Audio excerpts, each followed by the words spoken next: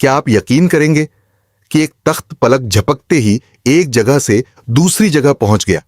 اور کیا سچ میں ایک ایسی ملکہ تھی جس کے بارے میں کہا جاتا ہے کہ وہ آدھی انسان اور آدھی جن تھی؟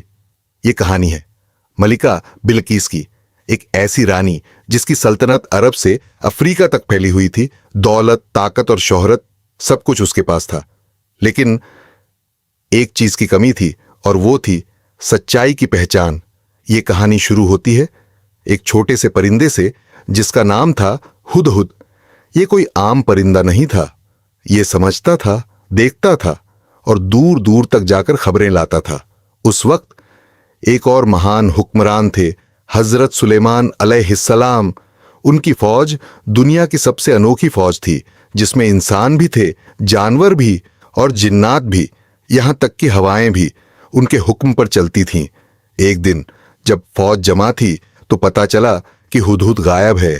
سب حیران تھے کیونکہ وہ ہمیشہ موجود رہتا تھا۔ دراصل ہدہد اس وقت سبا کی سرزمین پر تھا، جہاں اس نے ایک عجیب منظر دیکھا۔ لوگ ایک ملکہ کے پیچھے کھڑے تھے اور سب سورج کے سامنے سجدہ کر رہے تھے۔ ہدہد نے سوچا، یہ لوگ اللہ کو چھوڑ کر سورج کی عبادت کیوں کر رہے ہیں؟ اور تبھی اس نے فیصلہ کیا کہ وہ یہ خبر حضرت سلیمان تک ضرور پہنچائے گا۔ کئی دنوں کے سفر کے بعد وہ واپس پہنچا اور کانپتے ہوئے حضرت سلیمان کے سامنے کھڑا ہو گیا۔ اس نے کہا، میں ایک ایسی قوم کی خبر لایا ہوں جہاں ایک عورت حکومت کرتی ہے، لیکن وہ اور اس کی قوم سورج کی پوجا کرتی ہے۔ حضرت سلیمان نے کہا، ہمیں دیکھنا ہوگا کہ تم سچ کہہ رہے ہو یا نہیں۔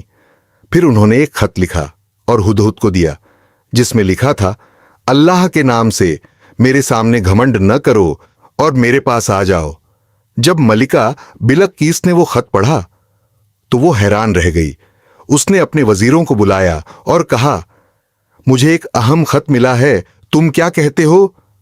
کچھ نے کہا، ہم جنگ کریں گے، لیکن ملکہ نے کہا، جب بادشاہ حملہ کرتے ہیں تو سب کچھ تباہ کر دیتے ہیں۔ اس لیے اس نے فیصلہ کیا کہ پہلے تحفہ بھیجا جائے۔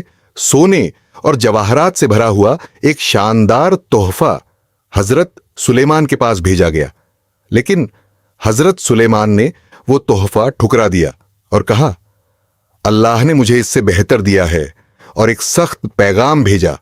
اب ملکہ سمجھ گئی کہ یہ کوئی عام بادشاہ نہیں ہے، اور اس نے فیصلہ کیا کہ وہ خود حضرت سلیمان سے ملنے جائے گی۔ ادھر حضرت سلیمان نے اپنے دربار میں پوچھا، کون ہے جو اس کا تخت میرے پاس لا سکتا ہے؟ ایک جن نے کہا، میں لا سکتا ہوں، لیکن ایک شخص نے کہا، میں آپ کی پلک جھپکنے سے پہلے لا دوں گا۔ اور دیکھتے ہی دیکھتے تخت سامنے موجود تھا۔ جب ملکہ وہاں پہنچی تو اسے ایک شیشے کا فرش دکھایا گیا۔ اسے لگا کہ یہ پانی ہے، اور اس نے اپنا لباس اوپر اٹھا لیا۔ تب اسے بتایا گیا کہ یہ صرف شیشہ ہے۔ اب اسے سمجھ آ گیا کہ یہ سب اللہ کی طاقت ہے۔ اس کا غرور ٹوٹ گیا اور اس نے کہا، اے میرے رب، میں نے خود پر ظلم کیا، اب میں تیرے سامنے سر جھکاتی ہوں۔ مولاي صل وسلم